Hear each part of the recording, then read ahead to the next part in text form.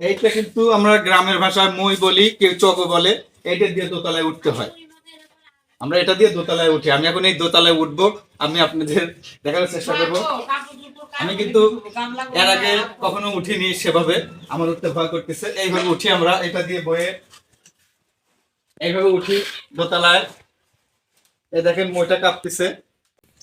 আসসালামু আলাইকুম প্রিয় বন্ধুরা, আমি আছি সিরাজগঞ্জ জেলা তারাস থানা 2 নম্বর বারুহাস ইউনিয়ন পেঙ্গুয়ারি গ্রামে দাঁড়িয়ে থেকে কথা বলতেছি। আমার গ্রামে দোতলা মাটির বাড়ি। আমার পিছনে দেখতে পাচ্ছেন মাটি দিয়ে বানানো 2 তলা বাড়ি দেখতে পাচ্ছেন। এই নিচ থেকে 1 তলা, উপর থেকে 2 তলা। উপরে একটু দেখেন, উপরে একটু দেখেন। উপর নিচ থেকে 1 তলা, পিছন উপরে 2 তলা। এটা হচ্ছে মাটির বাড়ি, মাটি দিয়ে বানানো। একটু ঘুরে দেখান মাটির বাড়িতে, একটু ঘুরে দেখান। আমার এলাকায় মাটির বাড়ি, 2 তলা বাড়ি। এটা আমি যা আপনাদের দেখাচ্ছি, এটা হচ্ছে বাহির সাইড। এটা বাড়ির বাহির সাইড। আমি আপনাদেরকে ভিতরের সাইডটা দেখানোর চেষ্টা করব, সবাই সঙ্গে থাকেন।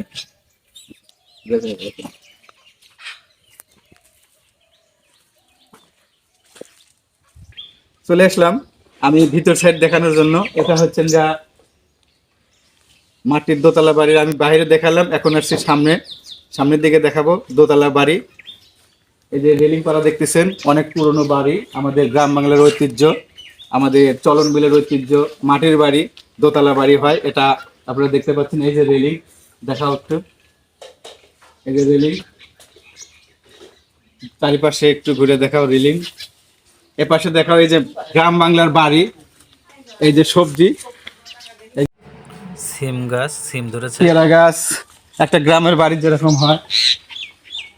এই যে দেখতে পাচ্ছেন মাটি দিয়ে বানানো ঘর, এবং ঘরের পাশে আপনার কবিতরের ঘোড়া। এই যে লাউড জানালা দেখতে পাচ্ছেন। গ্রামের বাড়িতে একটা যত কিছু হয় দেখতে পাচ্ছেন। আমি আপনাদের আরেকটা যে জিনিস দেখাবো, গ্রাম বাংলার ঐতিহ্য। আসলে একটু দেখাই আমি। এগুলো কিন্তু মাটির বাড়ি, অনেক পুরনো বাড়ি আপনারা দেখতে পাচ্ছেন। আমি কিন্তু আপনাদের ঘুরে ঘুরে দেখানোর চেষ্টা করছি। এটা কিন্তু মাটির দোতলা বাড়ি। আমি আরেকটা জিনিস আপনাদের দেখাবো, আপনারা দেখে থাকবেন। এই যে এটা আপনারা কি বলেন জানি না আপনাদের ভাষায়, আমাদের ভাষায় কিন্তু এটা ঢিকি বলি। একটু ভালো করে ঢিকিটা দেখান, দেখা যায়?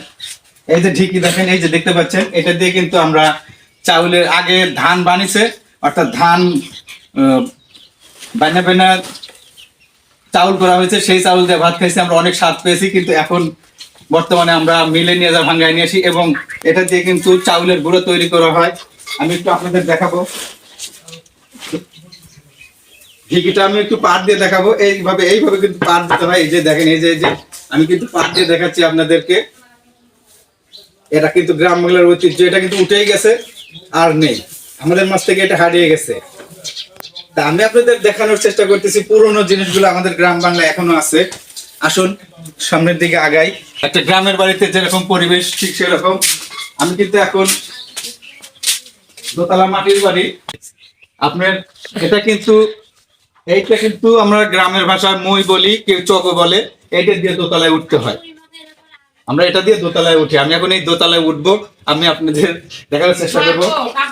আমি কিন্তু এর আগে কখনো উঠিনি সেভাবে, আমার উঠতে ভয় করতেছে। এইভাবে উঠি আমরা, এটা দিয়ে বয়ে এইভাবে উঠি দোতলায়।